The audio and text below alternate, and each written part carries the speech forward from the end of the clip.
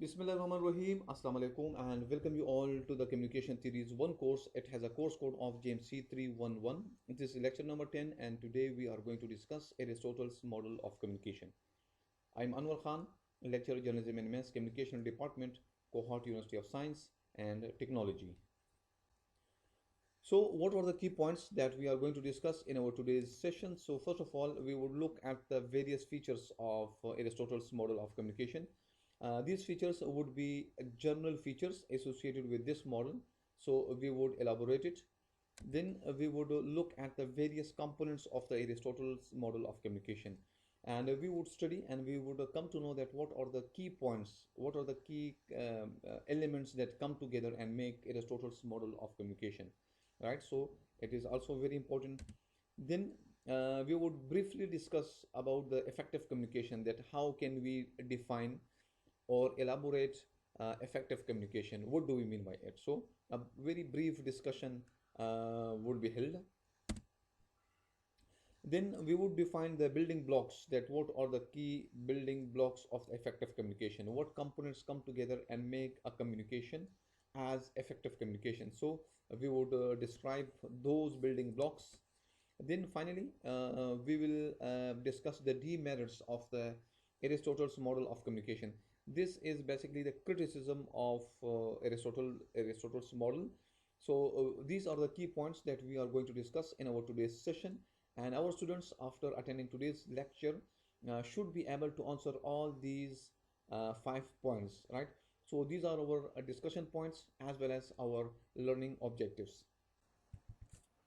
So various features of Aristotle's model of communication. The first feature is that this is one of the models following linear model of communication. It means that Aristotle's model of communication is the very first example of the linear model of communication. There are several other models which are following linear model of communication, and Aristotle's model of communication is one of them. So other models which are following a linear model of communication are Laswell's model of communication, Shannon-Weaver's model of communication, and there are several other examples, several other models which are following linear model of communication. So Aristotle's model of communication is one of the examples which are following linear model of communication. The second feature of this model is that this model is presented by Aristotle before 300 BC, right? So it is called Aristotle's model of communication because it was presented by Aristotle, and it is very common that the inventor or the presenter of an idea, his name or her name is usually associated with the model. Take the example of the Laswell's model of communication. We know that Harold D. Laswell was an American political scientist. We know about Shannon Weaver, that Shannon and Weaver, they were two scientists, and their name is associated with their model, Shannon Weaver's model of communication. So it is very common to associate the name of the inventor or the presenter with the model, right? So the same is the case over here, Aristotle's model of communication, and this model, believe me, it was presented before 300 BC. Well, we can guess the caliber of Aristotle. He was a very renowned figure of their time, of the ancient Greece, and he was a student of the Plato, and still his writings are translated in different languages and are taught in different universities of the world. So we can understand and guess his caliber. Third feature is that this is considered as the first model of communication. So we say that Aristotle's model of communication is considered to be the very first model of communication. We don't say that this is the very first model of communication. We say it is considered to be, because we have this example in the history. We don't have any other example in the history. If we have if we come across another example of the communication model, surely, and that is presented before Aristotle, surely we are going to refer that model as the very first model of communication. But right now, this is the very first model of communication presented by Aristotle. Then we say that this model of communication presented by Aristotle is effective and used in different fields of communication, like public speaking, like by politicians while addressing public gatherings, and in other limited areas it is presented. So this model has usage in everyday life, and it is used by everyone, right, in public speaking, by politicians and by other people for different purposes. Then the final feature of this model is that it is a speaker and speech centered model, and considering audience as passive participant. Well, we have discussed in detail in the linear model of communication that it is the feature of linear model of communication that all the models which are following a linear model of communication, they are speaker and speech oriented models. They are focusing on the participant or the audience, but they give more emphasis to the speaker and speech. And that is the reason that they consider audience as passive audience. Passive audience in the sense that they are not in a position to give the reply back to the speaker. Fine. And this is the reason that this model, all the models which are in the linear model of communication, they are well suited with the propaganda, for the propaganda purposes. The speaker has specific designs, specific objectives, and for that very purpose he designs the speech, he designs the message in order to affect or impress the audience, right, and to get their objectives. Fine. So these are a few of the features that we have discussed. And remember that we have already discussed a linear model of communication. We have recorded a full video on it. It is available on the Cast server. And please go there if you haven't watched the video till now. So go there, watch it out, because this video is very important, because it will tell you the features, elements, criticism, and all the things related to a linear model of communication. So this video is very important. Watch it out before we discuss other models which are following linear model of communication. Elements of Aristotle's model of communication. Let's have a look at it. So first of all, let me tell you that this is Aristotle's model of communication. This is Aristotle's model of communication that we are studying it, and it is a combination of these 5 elements: speaker, speech, occasion, audience, and effect. And it looks very simple, right? But it is not so simple. It is more complex, and it has to be discussed from a more broader perspective, so that we understand it completely and 100%. And okay, let's first of all discuss speaker. That what do we mean by it? Speaker is basically the designer of the message. The whoever designs the message is called speaker. And this speaker can be in the form of a person, can be in the form of an organization, or anything else. It can be in the form of a person, like I am recording my lecture, so I am the speaker, and the students, they are the receiver. It can be in the form of an organization, like it can be in the form of a newspaper organization, magazine organization, television station, radio station, Facebook, Twitter, Instagram, etc. So all of them, they come in the category of the organization, because they initiate the communication process. They give us the information. And well, what happens that we are at the receiver end, and we think that we are establishing or creating the communication process. Unfortunately, we are mistaken, and we do not communicate, start or initiate communication process.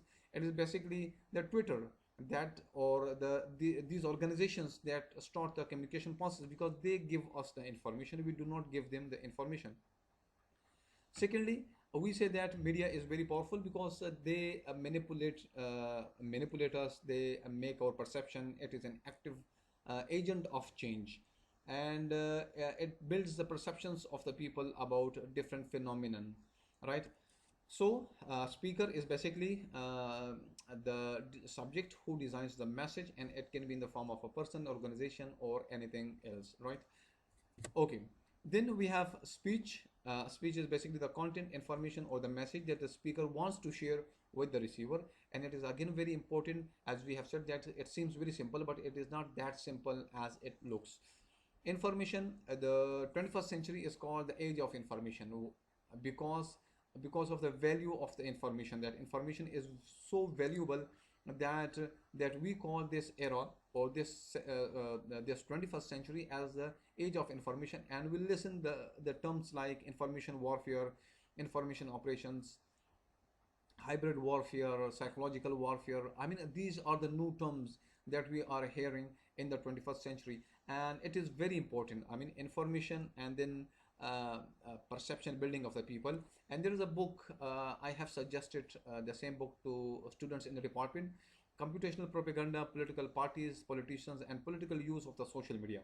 Read out this book. It is freely available on the internet, and you would come to know how in different countries like US, China, Germany, Canada, Ukraine, and 8 to 9 countries. They give the case studies of 8 to 9 countries, that how media is used over there for the manipulation and for giving positive results in the election, right? And I can give you the example of the US presidential election 2016, wherein Donald Trump won the election, and he said that Twitter and Facebook and other media, they played a key role in his success, right? So what happens that we I mean give information or messages on these media, right? Whether print media, electronic media, or the online media, and we use them for our own purposes. So that is the reason that we say that these are, I mean, not so simple terms. These are very complex terms. Then we say that according to Aristotle, the speaker need to prepare the lecture or the presentation or the speech before delivering it, because according to Aristotle, the communication process is initiated for the effector, for the objectives, for certain objectives. So in order to achieve those objectives, we need to have a speech or presentation well prepared, right, before going and delivering it to the audience.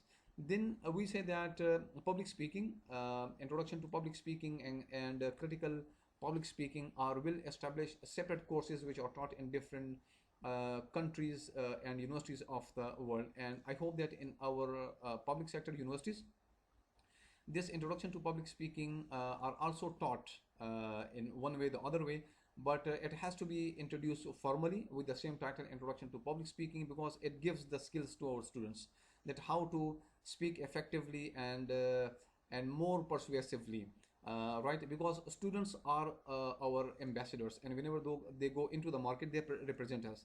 So if they are not in a position to speak effectively, perfectly, so what would happen, that the image of the university would be distorted, and it should be compulsory for all the students in the university, right? It shouldn't be that introduction to public speaking courses should be compulsory for the social sciences students. No, it should not be. It should be compulsory for all the students.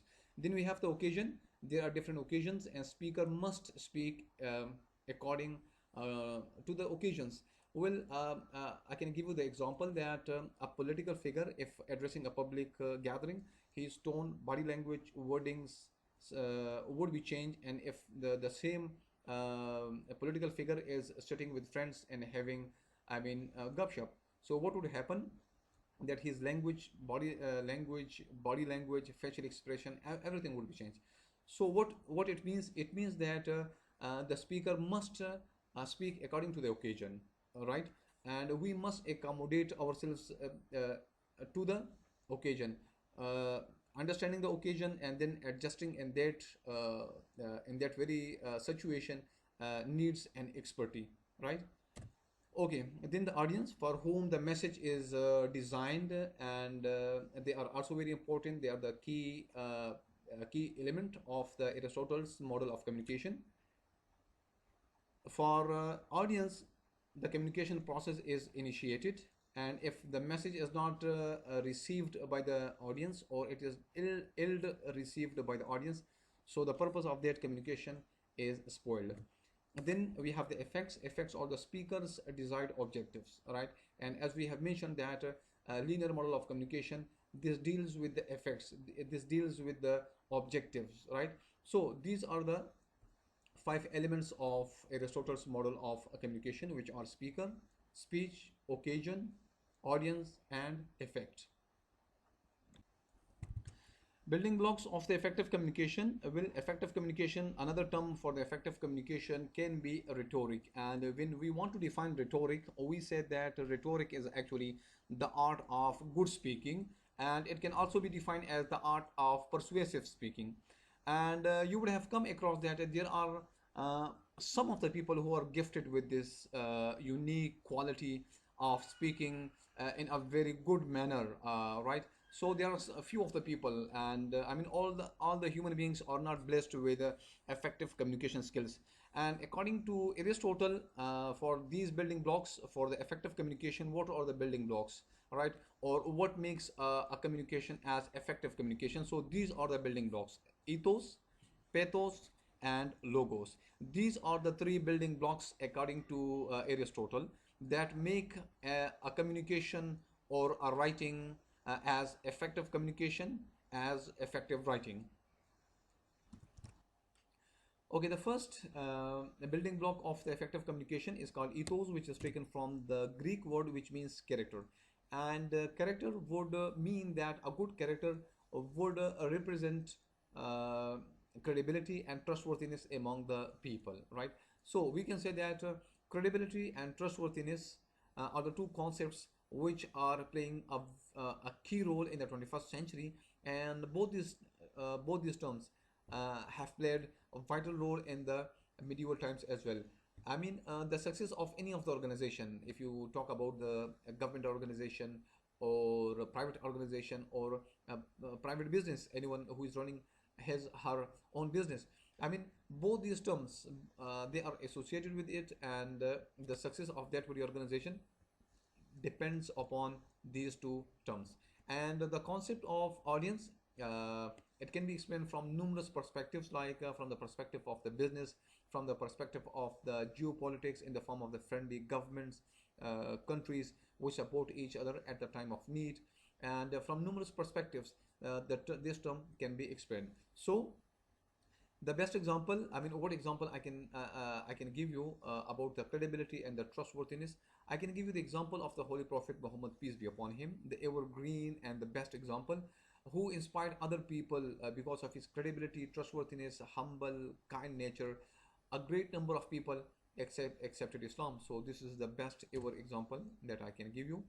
Then, what techniques are used in it in order to create or establish credibility and trustworthiness among the audience? So, the first one is the confidence. You need to have confidence in your in the communication. If you have confidence, then people will take you as credible and trustworthy. Although you would be giving them fake information, but you are presenting the information, you are communicating in a confident way, and people will take you as credible and trustworthy, right? So the first technique is the confidence. The second is the speaker's status or the position. So we can say that the statement or the analysis of the Shah Mahmood Qureshi, Pakistan's foreign minister, will be taken more seriously as compared to a PTI, MNA, or MPA, right? Because it is the position of the Shah Mahmood Qureshi which decides the credibility and trustworthiness, and people will believe him. Similarly, the third technique is the expertise. So a person, let's suppose I can give you the example of the doctor, that a doctor who is explaining the symptoms of the coronavirus will be taken more seriously as compared to a layman who don't have any idea about the symptoms of the coronavirus. So surely people are going to take doctor's suggestions more seriously, right? So these are the three techniques which are used to establish credibility and trustworthiness among the audience. The second building block of the effective communication is pathos, which is an appeal to the emotions of the people, right? So what happens that in this technique, we move people emotionally, we present our ideas emotionally, right? And we try to impress other people emotionally. So briefly, if we want to say, we can say that in order to impress other people, sorry, to blackmail people emotionally. And this technique is commonly used in different forms of communication, like in drama, in movies, in everyday communication. So the element of pathos is used commonly in all types of communications, and sometimes we notice it and sometimes we don't notice it. And what happens that the pathos, it creates different feelings or emotions among the people. It creates the feelings of happiness, sadness, excitedness, and all these feelings it creates among the people. And the example, well, I can give you the PTI example, PTI MNA, Murad Saeed example, who always speaks very emotionally, because he speaks very loudly and try to convince other people emotionally rather than logically. So this is the best example that I can give you. And what are the techniques which are used in this method? So stories are used to reinforce your argument, right? Then what happens that there is patience in the delivery of speech or writing, as I give you the example of the Murad Saeed, PTI MNA. And then what happens that quotes, metaphors, proverbs, figures of speech, all of them, they are used to reinforce your argument that you are presenting the right information, right? Fine. So what happened that it is basically the pathos in which we try to convince other people emotionally, although your stance, your argument will be absolutely wrong and you would have no proof of something. But what happens that you take use of the emotions to use the emotion and affect other people, or move them so that people can accept your argument. Logos, what do we mean by it? Logos is basically an appeal to reason or logic, and it means that you present something logically. What does it mean logically? That you present something with facts and figure. And when something is presented with facts and figures, with comparisons, with analysis, then surely people believe it. People believe that that thing is very right and true. Fine. For example, take the example that according to research, boiled water is best for the health as it purifies the water, kills the bacteria and other organisms.